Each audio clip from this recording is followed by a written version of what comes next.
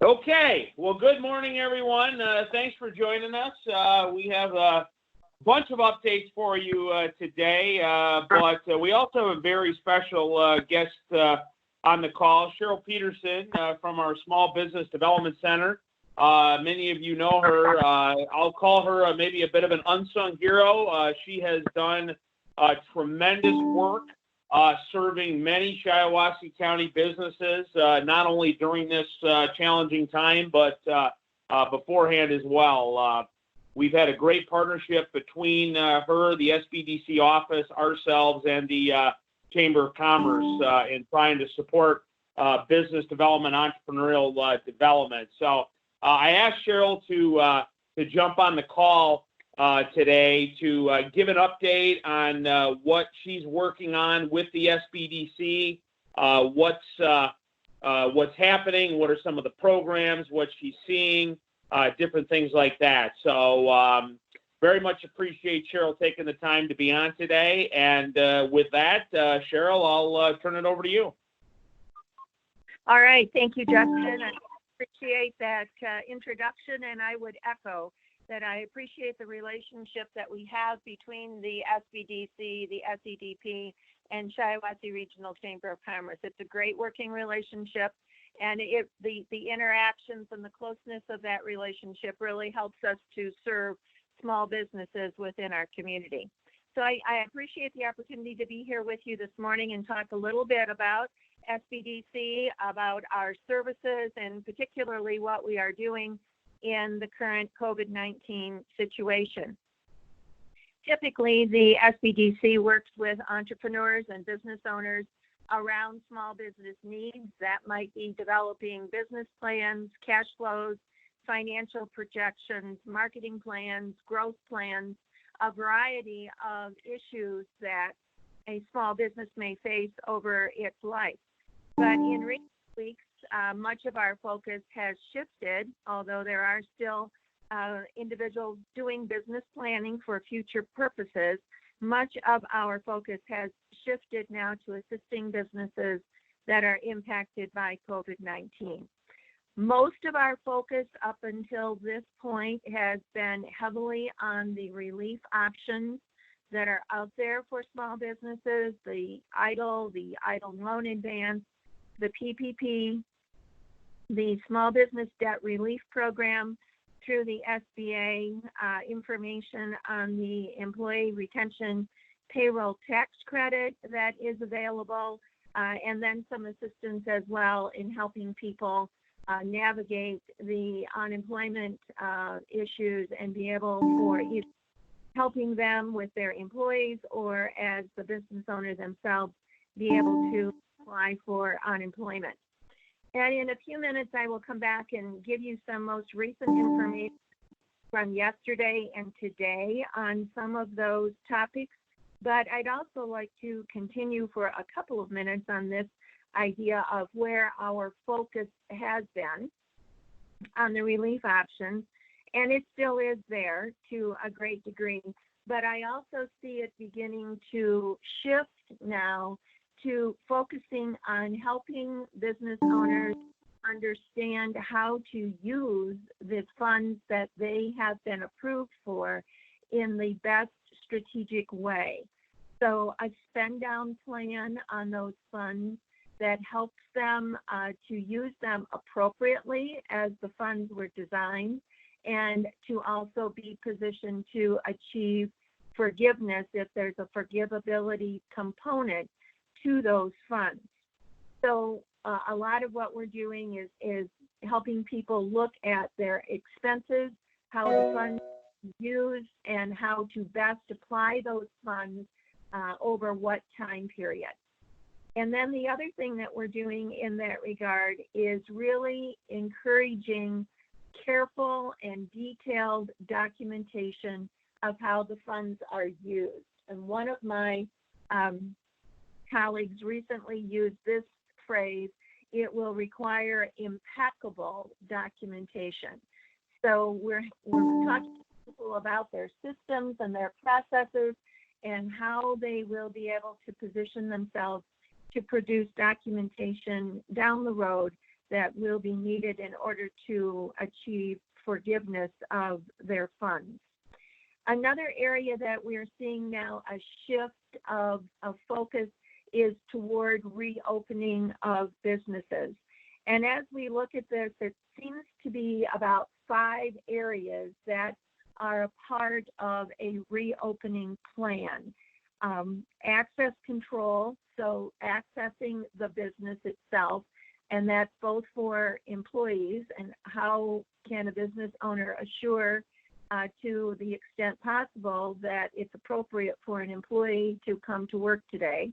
So what will happen at the door of the business in terms of access control for employees as well as for customers. The elements of social distancing would be number 2. How can we comply within the enclosed space with social distancing requirements? Cleaning and disinfection, what is that going to look like in the particular business that I own and the scope of that business? What type of PPE are going to be essential for my employees, and how will I provide that? And then the 5th area that we're seeing come to the surface is what kind of tracking and reporting should I be engaging in my business? And I just came from a call with SEDP Michigan statewide, and we are expecting within the next week or so that we will be launching a series of webinars, first on reopening strategies, relaunch strategies, generally speaking, kind of a high level of what businesses need to be considering in relaunch, and then those webinars will become more industry specific after those first general topic relaunch webinars are completed. So watch for that, and I will give you a link to our training sessions if you don't have that already, but watch for that over the next week or so, a series of webinars on relaunch. Which kind of leads me right into the 3rd area where our focus is, and that's on continued education. And I a minute ago, that website, sbcmichigan.org/small-business-COVID-19/.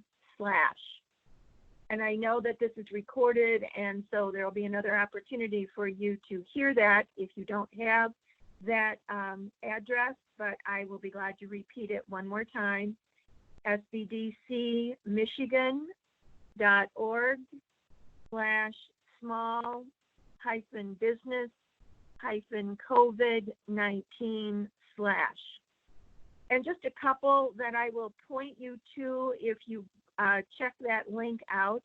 About 10 days ago or so, we did a really useful webinar on PPP, focusing not on how to apply and the rules around it, but focusing on loan forgiveness. And there was a great spreadsheet there that can help you with working through the process for determining how you can spend down those funds with the greatest likelihood of loan forgiveness. So I'd really encourage you, if you haven't watched that webinar, to do that. There is one this afternoon at 2 o'clock on restaurants and food service, and you can register for that at the address that I gave you. So I'd encourage you, if you're a restaurant or food service provider, to check that one out. There was also a recent one for nonprofits and faith-based organizations that if you're in those areas, you might find that helpful. And then again, as I said, coming probably within the next week or so, this series of webinars on relaunch, going from general to specific. So that's kind of where we originally were in our normal course of business, what we have shifted to in the face of COVID-19 around the relief options, and now how our focus is shifting again toward the strategic decisions on how to use those funds, and then issues of relaunch and reopening business, all the time, of course, maintaining a focus on education clients. I'd like to go back then for a few minutes and talk about the relief options and some of the things that are happening in the last day or so that the SBA has shared with us. You know that PPP opened again for applications on Monday of this week, about 10:30 in the morning, and SBA reported to us by 3:30 in the afternoon, even though they were having a lot of difficulties with the website. By 3:30 in the afternoon, there were 4,000 lenders across the United States that in total had submitted about 100,000 applications.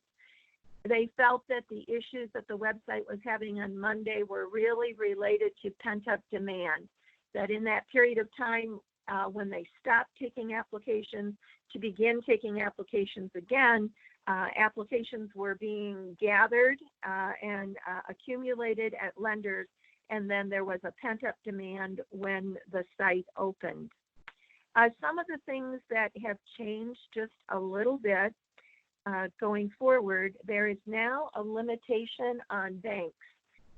Lenders can only fund up to 10% of the total amount of funding available. And they did that so that smaller banks or credit unions would have an opportunity perhaps to make sure that their applications were submitted and would have an opportunity for getting approval of those applications for those clients. In their most recent funding, they also specifically identified a certain amount of the funding for minorities or underserved businesses. And we also have heard, of course, in the media about large businesses that had received PPP dollars. The SBA shared with us that about $1 billion of those dollars have been returned to, again, be refunded to help small businesses. We also received a updated guidance on the average monthly payroll calculation. There is a new document dated the 28th related to the process for payroll calculation and includes some more specific information about that. Moving over to the EIDL and the EIDL loan advance. Currently, they are processing the applications that were in place prior to closing to new applications. And once they have a better sense of those applications and the amount of dollars that will be committed to those, there may be some opening of the EIDL application for new applications that have not yet been submitted. There is a address that you can go to check on your EIDL loan if you would like to get some status update information, and that is disaster customer service at sba.gov. And you will need your number that you were given at the time that you completed your application in order to access your the status of your application. Again, that is email at disaster customer service at sba.gov.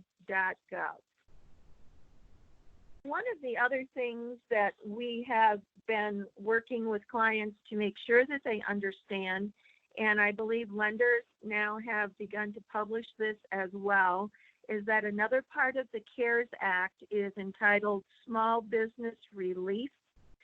And this is for businesses who may have a pre-existing loan with SBA support, known as 7A or 504, or a microloan.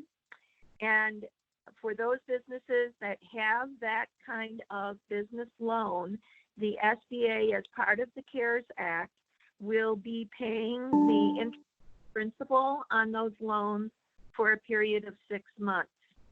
So if you in your business have that kind of loan and you've not heard from your lender about that, it might be a good conversation to have with the lender, because SBA will be paying the interest and principal on those loans for a period of 6 months. We've also, as I mentioned earlier, been helping people with navigate the unemployment process, both for their employees as well as for themselves. And I would be glad to do that with anyone who is still needing to file for unemployment or having difficulty in doing so. And then just one other piece that I'd like to share with you in case you haven't heard about that, and that is also a part of the whole CARES picture, and that is an employee payroll tax credit. This is a refundable tax credit, and the one thing to recognize that's important about that is that you cannot have a PPP loan and also utilize the employee payroll tax credit at the end of the tax year. Just a little bit about this credit. It is a $5,000 credit. It's a 50% credit on payroll up to $10,000 per employee. And in order to qualify, you have to have less than 100 employees. So I would really encourage you, if you decided for whatever reason not to take the PPP, not to apply for the PPP, that you talk with your financial advisors, with your tax pro about the possibility of being able to receive an employee payroll tax credit as part of a relief option. And with that, I think we're almost at 9:20, so I think I will pause here and take any questions that might be out there before we continue. Thank you, Cheryl. Great information. I have one question before opening it up. You talked about the limitations on institutions being able to do only so many loans. We have obviously been directing everybody to go to their current institution and work with their current institution on that, and not to steer any business away. But I have heard that some businesses, to protect themselves, are actually now trying to apply through multiple institutions, and whoever gets it first gets it. So what do you say to companies that are waiting in the pipeline right now? Should they just continue to wait with their bank? Should they try to go to another one and try to do multiple applications? I think it's still appropriate to reach out to the lender that you have a relationship with as the first step with PPP. But it is possible to also submit additional applications. And so you might consider doing that with another lender within the community, or there are also options like on QuickBooks and PayPal for submitting PPP applications as well. So there's not a problem with submitting more than one application. The issue is that you cannot accept more than one loan. But again, I would encourage you to start with a lender that you have an existing relationship with, because it may just be easier to get that accomplished, but it is possible to submit more than one application. Okay. Thank you, Cheryl. Anyone have any comments or questions for Cheryl? Hit *6 on your phone, please.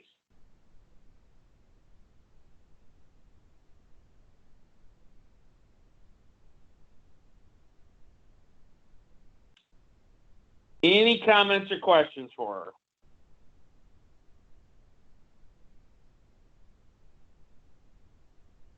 Well, Cheryl, it sounds like you answered all the questions.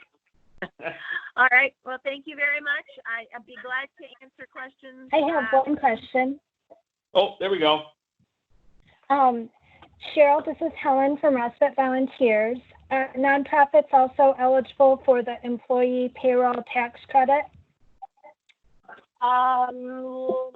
Helen, I don't have the answer to that right off the top of my head, but what I will do is I will look for that information, and I will I'll email that to you. Thank you very much. Thanks, Helen. Any other comments or questions for Cheryl? All right. Well, Cheryl, thank you. And we will send out your contact information via email. And we have been readily sharing any information on any of the SBDC webinars. Those have been really, really helpful. I know a number of folks on the call have participated in one or multiple events. So really good stuff. And once again, very much appreciate the partnership. Thank you, Justin. You're welcome. All right, thank you. All right, well, appreciate Cheryl being on. As I said, we'll get you her contact information. She actually covered a few things that I was going to cover, so thank Cheryl for that. That'll keep things moving along. Several items. Number one, we've been talking about this, but Friday morning, we are going to have a call for any company that is providing some kind of a product or service related to businesses opening back up. So making a product that protects people, masks, gowns, mobile barriers, things like that, or services like temperature screenings, things like that. We're going to have a call with our friends at Michigan Economic Development Corporation, Pure Michigan Business Connect. So we've talked about that a few times.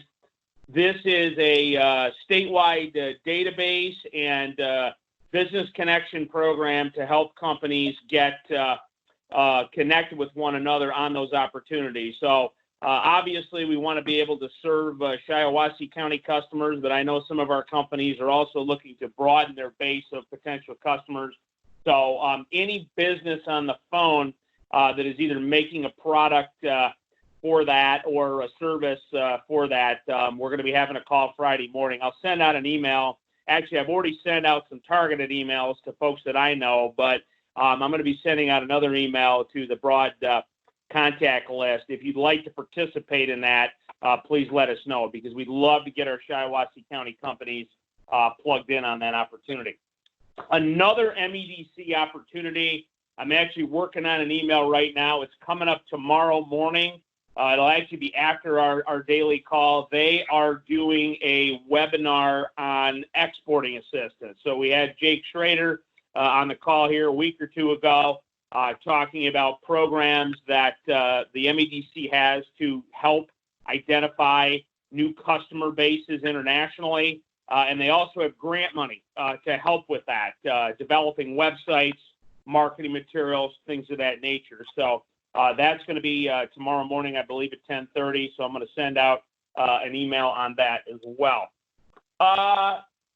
Let's see. A few other money programs out there. I sent out some information on this yesterday. This is for our food producers. USDA has instituted a program. It's called Food Box. And the general premise here is we know that there are a lot of people in need for food. And sadly, we know that there are producers of dairy and produce and meat that are not able to get their product to market because restaurants are closed, schools are closed, things like that. You've probably heard media stories of dairy farmers having to dump milk. So they've actually created a new program to try to not only help people that need the food, but get some dollars into the hands of the producers. So I did send out some information on that, but, we're a farming county here. And if you or you know of any farmers that are in produce, meat, or dairy that are having a problem right now getting product out the door, that might be interested in partnering on this, please let us know. It's actually being run through the USDA office, the United States Department of Ag. So we're really hoping we might be able to help out some farmers with that. Another item we've talked about, it's been a while, but I was on a webinar yesterday, and a community to our south used it successfully. Patronicity. This is a crowdfunding platform. They have, and I think most people know what crowdfunding is, but they have waived fees for communities to be able to institute these crowdfunding opportunities to help with projects. So that might be something that possibly a business could use or a community could use. I'm going to send out some more information on that because it was, I believe, Brighton actually did a project, so not too far from here. So something to think about, another financial resource out there. Two more grant opportunities. USDA, I shared a week or two ago some grant programs related to telemedicine and e-learning. So grant money for educational systems and healthcare systems to be able to do, video conferencing, things like that. Well, the new program that we just got some information on that, once again, we'll share with the list, is for community facilities. So this is really geared more toward the public sector folks on the line, different things that are needed for fire halls, city halls, police cars, DPW barns, things like that. So it's really meant to be more for the public sector. I believe nonprofits may qualify. I'm not certain of that. But we got a notice that they have some grant dollars depending on the income levels in the respective communities. So I'm going to send out some information on that as well. And then another one was just on a call earlier this morning, and we talked about it, is our placemaking grant through the I-69 thumb region. And I think Brent might have talked about that very recently. Brent, do you want to add anything on placemaking?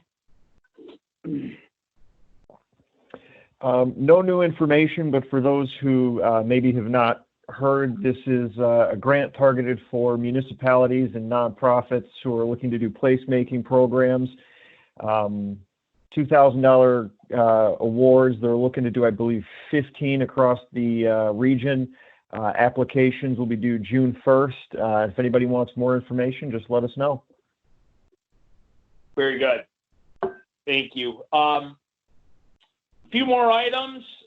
We did talk a little bit yesterday about the My Safe Start plan. That's what the governor has rolled out in conjunction with the Economic Recovery Council, I believe, is the name, the business organization that's working with her on that.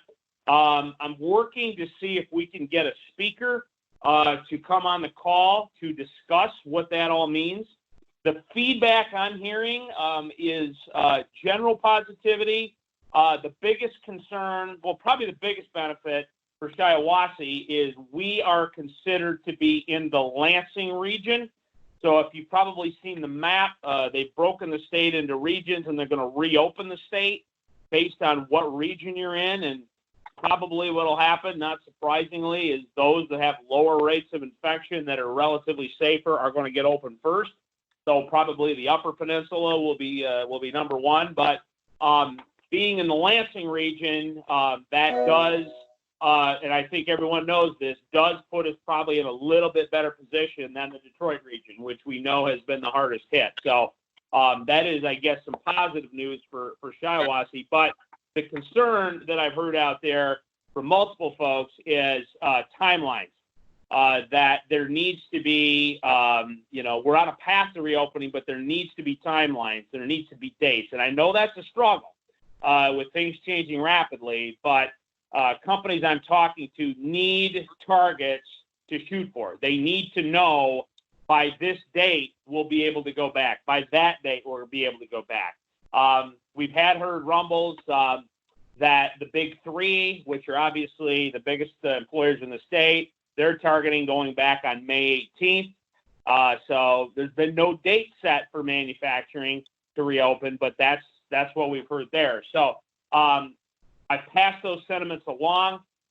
So we will hopefully get a speaker maybe probably not this week, but hopefully next week to be able to talk more about that strategy. Because I know all of you on the phone, you need to know when you can reopen so you can prepare and plan for that. And actually, talking about speakers, I've got a pretty robust speaker list coming up. Tomorrow, we're going to have our friend Catherine Burkholder from Consumers Energy on the call. They've got some really good stuff. I just talked with Catherine yesterday. Some good stuff to update you on what they're working on that'll be helpful to business. So she'll be our program on Thursday. Friday, we're going to have Josh Adams from Wasso Main Street. And the reason I asked Josh to come on is they just completed a survey of not the businesses really, but the potential customers and what their moods and attitudes are relative to reopening. Because as we all know, it's one thing to allow businesses to reopen. It's another thing how the customer behaves. And so I'll give you a little teaser. I was very pleasantly surprised that the respondents to the survey were pretty warm, I think, to being able to re-engage in the economy. Now, we know Owasso, Shiawassee County has not been as hard hit as other areas of the state, but it gave me some real optimism that we may be, at least in this community, more prepared to go back. So I won't steal any more or steal Josh's thunder on that, but this is a really good survey. They had like 1,600 people fill it out, so it's definitely a critical mass of respondents. So he'll be on Friday. As I said, we'll try to get someone from the MyStart program on next week. We're also working to see if we can have an update from Memorial. And then I had another request, and I'm going to talk to Ben Frederick about this. Someone wanted to see if we could get the Speaker of the House, possibly the governor too, to jump on a call. So as you all know, we've had both senators, our congressmen, Ben and Tom, our senator. But I've had some requests to expand upon that to other state leadership. So I'm going to try to see if we can work on that. And as always, if you have other people you'd like to see added, please let us know. Just a couple more things. Did send out that email yesterday on the gift packages. That's a living document. If you have businesses that you want to add to that list, let us know.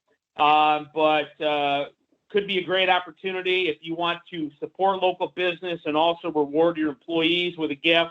That's a nice list to work off of. I think we've got about 25 on there. And then one more thing, I've talked about this as well. I've talked to one of you already about it. We would really welcome, if you're open to doing it, to shoot a brief video, probably on your phone or your laptop, of working with us throughout this process. We know it's a difficult time, and you've got a lot of things on your mind, but we want to capture, I guess, the moment, of going through this and working with us, sort of for posterity's sake. So we're talking like a 30 to 60 second video that, down the road we can share, put in a compilation to say, hey, working with SEDP, helping us with programs, things like that. That would be very helpful for us if you'd be willing to do that. So I'll be sending out an email on that too. But if you'd be willing to help us with doing a short video, that would be great.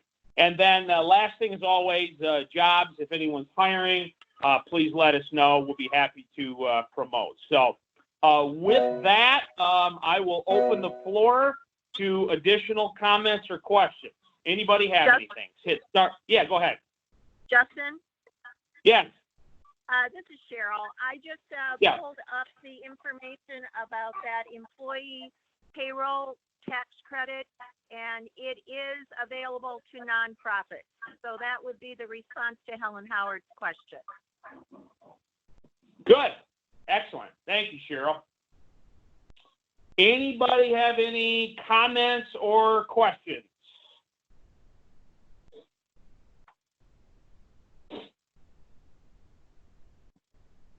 Okay. Well, once again, everybody, thanks for joining today. And if anything comes up, feel free to get a hold of us. And we'll see you tomorrow. Thanks.